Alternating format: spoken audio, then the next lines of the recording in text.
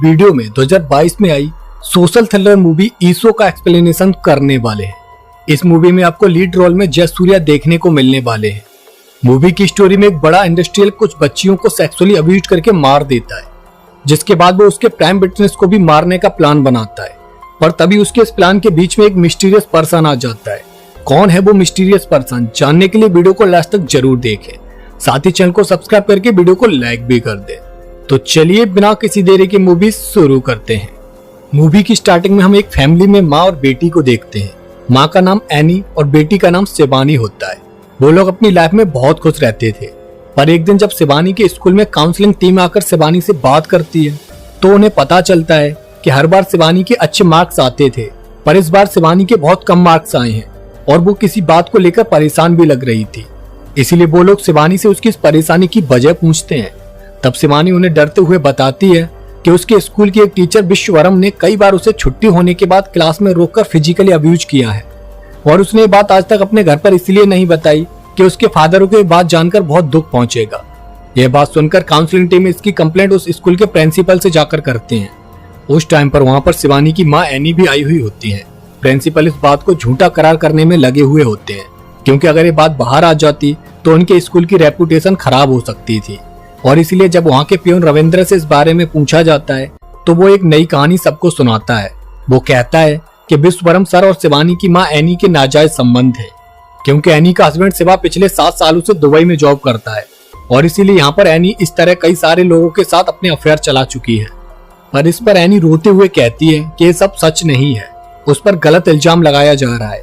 उन पर कर्जा हो जाने की वजह से उसका हस्बैंड दुबई में जाकर जॉब करता है, क्योंकि यहाँ पर सैलरी अच्छी नहीं मिलती थी। पर उसकी कोई भी बात सुनी नहीं जाती है और नेक्स्ट डे मीडिया वाले इस न्यूज को मसाला बनाकर अपने चैनल्स पर दिखाने लगते हैं। वो लोग दिखाते हैं कि एक माँ को अपनी ही बेटी के टीचर के साथ एक्स्ट्रा मैरिटल अफेयर रखना पड़ा और साथ में कई और मर्दों के साथ भी उसके संबंध पाए गए। अब ये न्यूज देखकर एनी बहुत टूट जाती है। उसे बिना बात के इतना बदनाम कर दिया गया था, जबकि असली सजा का हकदार वो टीचर था जिसने शिवानी के साथ गलत काम किया था। अब इस न्यूज के वायरल होने की वजह से एनी अपनी बेटी शिवानी के साथ सुसाइड कर लेती है, क्योंकि वो इस बदनामी के साथ जी नहीं सकती थी। उसके बाद नेक्स्ट सीन कुछ साल बाद का दिखाया जाता है, जहां पर हम एक एटीएम सिक्योरिटी गार्ड पिल्लई को देखते हैं, जो अपनी एक जानने वाली लड़की अच्छू के साथ एडवोकेट सेबास्टियन के पास आया हुआ होता है। जहां पर उनकी बातों से हमें पता चलता है कि पिल्लई ने किसी क्राइम को होते हुए देखा था, इसलिए वो उस क्राइम का आई विटनेस था और अब वो उस क्राइम के आरोपी एक इंडस्ट्रियल जेवियर के अगेंस्ट कोर्ट में गवाही देने के लिए रेडी था। हालांकि उसे जेवियर के अगेंस्ट नहीं जाने के लिए डराया भी गया था, पर वो फिर भी अपने एथिक्स के लिए उसे सजा दिलाना ही चाहता था। और उसके बाद सेबास्टियन पिल्लई से कल कोर्ट में आकर अपनी गवाही देने के लिए बोल देता है। और जब पिल्लई वहां से अपने घर जा रहा होता है तो एक ट्रक वाला आकर उसे मारने की कोशिश करता है, पर उसी टाइम पर ट्रक के सामने एक कार आ जाती है और उसी वजह से पिल्लई उस दिन बच जाता है। और ये एक्सीडेंट जेवियर ने ही पिल्लई को मारने के लिए कराया था। दूसरी तरफ हम जेवियर के कुछ लोगों को जमाल के घर पर देखते हैं। जमाल उसी एटीएम पर सिक्योरिटी का काम करता था जहां पर पिल्लई काम किया करता था। दरअसल दिन में एटीएम बूथ पर पिल्लई की ड्यूटी रहती थी और रात में जमाल की ड्यूटी रहती थी। और अब जेवियर के लोग जमाल के पास इसलिए आए थे ताकि वो आज रात को अपनी ड्यूटी पर नहीं जा सके, और इसके लिए जमाल थोड़े से पैसे और दारू को लेकर मान भी जाता है। उन लोगों का आज रात का एटीएम बूथ पर ही पिल्लई को मारने का प्लान था और इसलिए जमाल पिल्लई को कॉल करके कहता है कि आज वो नाइट ड्यूटी पर नहीं आ पाएगा, क्योंकि उसे और उसकी वाइफ को कोरोना हो गया है और इसीलिए वो थोड़ी बहुत देर में हॉस्पिटल चेक कराने के लिए जाने वाले हैं। इसलिए आज वो ही नाइट ड्यूटी कर ले। क्योंकि पिल्लई बहुत सीधा साधा पर्सन था तो वो जमाल की प्रॉब्लम को समझकर नाइट ड्यूटी करने के लिए रेडी हो जाता है। अब हम जेवियर के साथ advocate Sebastian, police inspector Michael और एक क्रिमिनल सूरा को देखते हैं। उन लोगों का प्लान था कि सबसे पहले सूरा एटीएम बूथ जाकर पिल्लई को मार देगा और उसके बाद उसे एटीएम बूथ के अंदर लिटा देगा। फिर एक ट्रक ड्राइवर उस एटीएम बूथ के अंदर अपनी गाड़ी को घुसा देगा, जिससे पूरा एटीएम बूथ डिस्ट्रॉय हो जाएगा और सबको यही लगेगा कि एक्सीडेंट में पिल्लई की जान गई थी। पुलिस को भी कोई भी एविडेंस वहां पर नहीं मिल पाएगा और इसके लिए जेवियर उस ट्रक वाले को फोन करके बोल देता है कि वो आज रात को अपने ट्रक के साथ रेडी रहे। जब वो फोन करे तो वो अपने ट्रक से उस एटीएम बूथ को गिरा दे। वो ट्रक वाला अपने साथी को बताता है कि जेवियर ने उस एटीएम सिक्योरिटी गार्ड को मारने का काम किसी और को दे दिया है, जो बहुत खतरनाक पर्सन है। तभी हमें गांधी चौक के एटीएम बूथ के पास एक वैन वाले को दिखाया जाता है, जिसकी वैन अचानक से पिल्लई के एटीएम बूथ के पास आकर ब्रेक डाउन हो जाती है और उस वैन के ओनर का नाम ईशो होता है। ऐसा लग रहा था कि जेवियर ने ईशु को ही पिलाई को मारने के लिए भेजा है। ईशु वहाँ पर पिलाई से किसी वर्कशॉप के बारे में पूछता है, पर पिलाई बताता है कि यहाँ से थोड़ी दूर पर एक वर्कशॉप तो है, पर उसका ऑनर इस टाइम पर दारू पीकर सो गया होगा, इसीलिए थोड़ी देर बाद यहाँ पर एक पुलिस वैन पेट्रोलिंग के लिए आएगी, तब वो उसके साथ उस वर्कशॉप तक जा सकता है। तभी पिलाई के पास अच्छू की कॉल आती है। उस टाइम पर वो पिलाई के घर पर ही थी। पिलाई की फैमिली में उसकी 2 बेटी थी, जिसमें से छोटी वाली बेटी बोल नहीं सकती थी, इसीलिए वो पिलाई से इशारों में बात करती है और घर आने के लिए कहती है। पर पिलाई अच्छू को बताता है कि अचानक से जमाल ड्यूटी पर नहीं आया, इसीलिए उसे ही नाइट ड्यूटी करनी पड़ेगी और वो सुबह घर पर आ जाएगा। अच्छू पिलाई को अलर्ट रहने के लिए कहती है। उसके बाद ईशो पिलाई से अपनी बहन को धक्का मारने के लिए कहता है, पर उसकी बहन स्टार्ट ही नहीं हो रही होती है, इसीलिए वो पिलाई के पास बैठकर उससे बातें करने लगता है। दूसरी तरफ पुलिस चेक पोस्ट पर पुलिस एक कार वाले को रोकती है, क्योंकि वो ड्राइविंग के टाइम पर अपने फोन पर बात कर रहा था। वो उस पर्सन को 2000 रुपए का फाइन भरने के लिए कहते हैं, पर उसके पास कैश नहीं था, सिर्फ एटीएम कार्ड था, इसलिए पुलिस उसे वहीं पास के एक एटीएम बूथ पर लेकर आती है, जहाँ पर पिलाई काम किया करता था। पिलाई वहाँ पर उस पर्सन की फोटो अपने फोन में लेने के लिए कहता है, क्योंकि वहाँ का सीसीटीवी कैमरा वर्क नहीं कर रहा था, इसीलिए उसे ऑर्डर्स मिले थे कि जो भी एटीएम से पैसे निकालने के लिए आएगा वो उन सबकी फोटो अपने फोन में ले रखेगा। पर यह पर्सन ड्रिंक करने की वजह से पिलाई को फोटो देने से मना करने लगता है। तब पिलाई उस पुलिस वाले को इस बारे में बताता है और तब पुलिस वाले के कहने पर वो पर्सन पिलाई को फोटो खींचने देता है। और जिस टाइम पर वहाँ पर ये लोग आए थे उस टाइम के लिए ईशु वहाँ से थोड़ी देर के लिए गायब हो गया था, यानी वो वॉशरूम का बहाना करके वहाँ से चला गया था ताकि पुलिस उसे वहाँ पर देख नहीं ले। उधर अच्छू के बॉस जोसेफ अच्छू को फोन करके पिलाई के बारे में बात करते हैं। उन्हें पिलाई की फिक्र हो रही थी, क्योंकि वो जिस पर्सन जेवियर के अगेंस्ट लड़ रहे थे वो कोई मामूली इंसान नहीं था, काफी पावरफुल पर्सन था और पिलाई की जान को उससे खतरा भी था, ऐसा जोसेफ को लगता था। साथ में पिलाई के घर पर भी आज उसकी दोनों बेटियां अकेली थी और इसीलिए अच्छू पिलाई के घर पर आ जाती है, जहां उसे घर के बाहर जेवियर के लोग खड़े हुए दिखते हैं। और जब अच्छू उनसे पूछती है कि वो लोग यहाँ पर क्या कर रहे हैं, तो वो लोग अच्छू से झूठ बोलते हैं कि वो यहाँ पर किसी से मिलने आए थे पर रास्ता भटक गए थे। उसके बाद वो लोग वहां से चले जाते हैं और अच्छू आज रात के लिए पिलाई के घर पर ही रुक जाती है ताकि वो पिलाई की बेटियों को सेफ्टी दे सके। और उसके बाद अच्छू पिलाई को कॉल करती है और तब उसे पिलाई से पता चलता है कि वो इस टाइम पर वहां पर अकेला नहीं है, उसके साथ एक आदमी भी है जिससे उसकी अब दोस्ती हो गई है। यह सुनकर अच्छू पिलाई को ईशो की फोटो भेजने के लिए कहती है ताकि वो जान सके कि वो पर्सन कौन है जो इस टाइम पर पिलाई के साथ है। और ऐसा करने के लिए जोसेफ ने ही अच्छू से कहा था और इसीलिए पिलाई चुपके से ईशो की फोटो खींचकर अच्छू को व्हाट्सएप कर देता है। उधर उसी टाइम पर ईशो के पास जेवियर की कॉल आती है और तब ईशो जेवियर से दोबारा कॉल करने के लिए मना करता है। यहाँ पर जेवियर ईशो से शूरा कहकर बात कर रहा होता है। उसके बाद एटीएम बूथ पर एक कपल आते हैं। वो लड़की वहां पर पैसे निकालने के लिए आई हुई थी, पर जब पिलाई उस लड़की की फोटो ले लेता है तो उसका बॉयफ्रेंड पिलाई पर गुस्सा करने लगता है। पिलाई उन्हें समझाने की बहुत कोशिश करता है कि सीसीटीवी कैमरा वर्क नहीं करने की वजह से उसे ये फोटो लेनी पड़ी थी, पर फिर भी उस लड़की का बॉयफ्रेंड पिलाई को मारने लगता है और तब उसे बचाने के लिए ईशो आकर उस लड़के के गले को पकड़ लेता है और तब वो लड़की ईशो से उसे छोड़ने के लिए रिक्वेस्ट करने लगती है और फिर वो दोनों डर की वजह से वहां से भाग जाते हैं। वो दोनों एक बाइक पर थे और ईशो को लगा था कि ये लड़का इस लड़की को भगाकर कहीं ले जा रहा है। उस हाथापाई में पिलाई के हाथ में थोड़ी सी चोट भी लग गई थी और तब ईशो पिलाई के हाथ को देखकर उसे बताता है कि उसके जीवन में कोई बहुत बड़ी प्रॉब्लम आने वाली है। साथ ही ईशो पिलाई को कन्विंस भी करता है कि अगर उसे कोई भी बात परेशान कर रही है तो वो उसके साथ शेयर कर सकता है, क्योंकि शेयर करने से प्रॉब्लम थोड़ी कम हो जाती है। और तब पिलाई ईशो को उस केस के बारे में बताता है जिसके लिए वो कल कोर्ट में गवाही देने वाला था। दरअसल कुछ टाइम पहले पिलाई जेवियर की फैक्ट्री में ही काम करता था और एक दिन उस फैक्ट्री के मैनेजर ने पिलाई को कुछ फाइल्स जेवियर के घर पर पहुंचाने के लिए कहा था। और जब पिलाई जेवियर के घर पर गया था तो उसने वहां पर किसी बच्ची के चिल्लाने की आवाज सुनी और जब उसने विंडो से झांक कर देखा तो जेवियर ने अपने रूम में 2 बच्चियों को किडनैप करके रखा हुआ था, जहां पर वो उन बच्चियों को सेक्सुअली अब्यूज कर रहा था। और जैसे ही जेवियर ने पिलाई को वहां पर देखा वैसे ही पिलाई डर की वजह से वहां से भाग गया था। पर नेक्स्ट डे जेवियर ने पिलाई को अपनी ऑफिस में बुलाकर उसे कुछ पैसे देकर चुप रहने के लिए कहा था।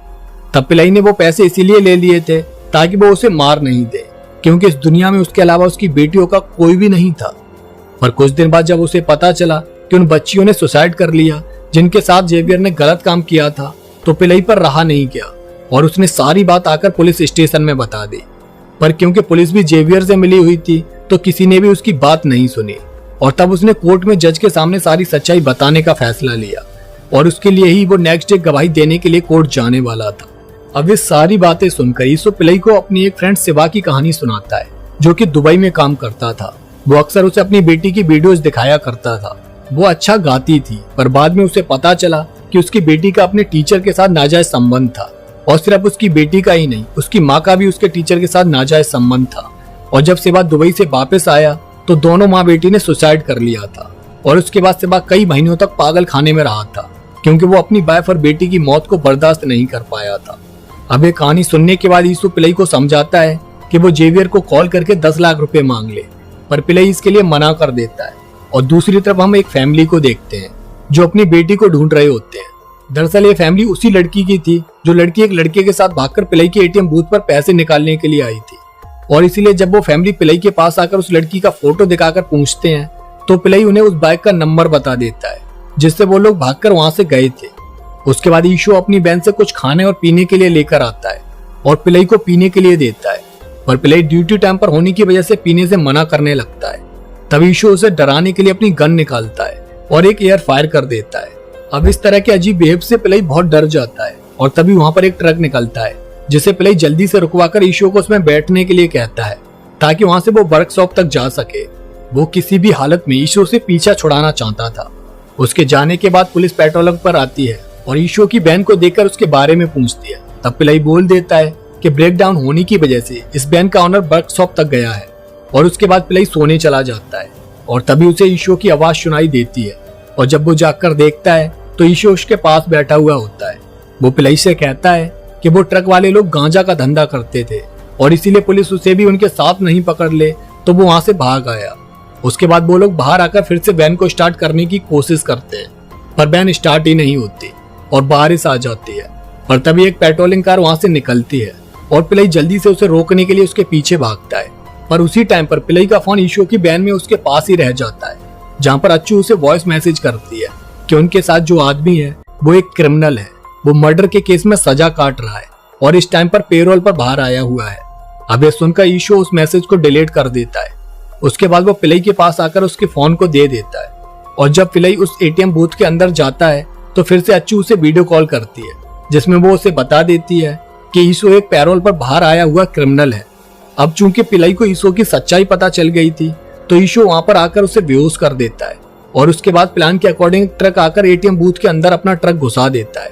Next day police crime spot पर पहुंचकर उस एटीएम बूथ के मलबे में मिली डेड बॉडी को निकालने की कोशिश करती है और उधर हम देख पाते हैं कि ईशो ने पिलाई को नहीं मारा था, वो डेड बॉडी किसी और की थी।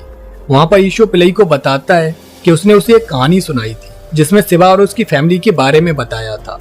तो वो सिवा और कोई नहीं, खुद ईशो ही था।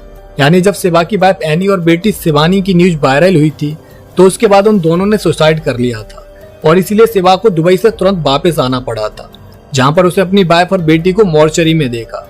और ये देखकर सिवा एकदम से टूट गया। उन लोगों ने लव मैरिज की थी, पर उसके 17 दिन बाद सिवा के पास एनी का एक दूर का रिश्तेदार आया और उसने सिवा को बताया कि शिवानी के स्कूल के एक टीचर विश्वरम ने उसे फिजिकली अब्यूज किया था। और जब शिवानी ने उसकी शिकायत की तो पियोन रविंद्र ने उसकी ही वाइफ के संबंधों को उस टीचर के साथ जोड़कर बदनाम कर दिया और जिसकी वजह से उसकी वाइफ और बेटी ने सुसाइड कर लिया था। और अब ये सब सुनने के बाद शिवा ने बदला लेने के लिए पियोन रविंद्र को मार डाला और उसको मारने के बाद अब बारी थी टीचर विश्वरम की। और फिर इसीलिए शिवा ने विश्वरम को भी उसके कर्मों की बहुत बुरी सजा दी। अब इन मर्डर्स की वजह से शिवा को आजीवन कारावास हो गया और जेल में शिवा न्यूज़पेपर में ऐसे केसेस को ढूंढता था जो इस तरह के क्राइम करते थे, पर वो सजा देने के लिए उस क्राइम में गवाही देने वाले विटनेस को सिलेक्ट करता था जिनकी झूठी गवाही की वजह से क्रिमिनल छूट जाते थे। और जब उसे पेरोल मिलती थी तो वो बाहर आकर उन विटनेस को मार देता था। और पिलाई के बारे में भी उसे जेल में सूरा से पता चला था, क्योंकि सूरा के पास जेवियर का एक आदमी डील लेकर आया था जिसमें सूरा को पेरोल पर बाहर आकर पिलाई को खत्म करना था। पर जब शिवा को पता चला कि पिलाई एक ईमानदार विटनेस है तो वो उसे बचाने के लिए उसके पास आ गया था। दूसरी तरफ पुलिस इंस्पेक्टर माइकल को क्राइम स्पॉट से पता चलता है कि वहां पर जो डेड बॉडी मिली है वो पिलाई की नहीं बल्कि सूरा की है, जिसे उन्होंने जेल से पेरोल पर बाहर निकाला था। दरअसल शिवा ने सूरा को मारकर उसका फोन अपने पास रख लिया था और जब शिवा ने पिलाई को बेहोश किया था तब उसने सूरा की डेड बॉडी को एटीएम बूथ के अंदर रख दिया था। उसके बाद नेक्स्ट डे पिलाई शिवा के साथ कोर्ट में जेवियर के अगेंस्ट गवाही देने के लिए जाता है, जहां पर हमें पता चलता है कि जब स्टार्टिंग में एक ट्रक पिलाई को मारना चाहता था तब शिवा ही अपनी कार से उसके सामने आ गया था ताकि वो पिलई को बचा सके। और अब पिलई की गवाही के बाद जेवियर को जेल हो जाती है और उन बच्चियों को इंसाफ मिल जाता है और सिबा पेरोल खत्म होने के बाद अपनी जेल चला जाता है। और इसी के साथ इस मूवी की भी एंडिंग हो जाती है।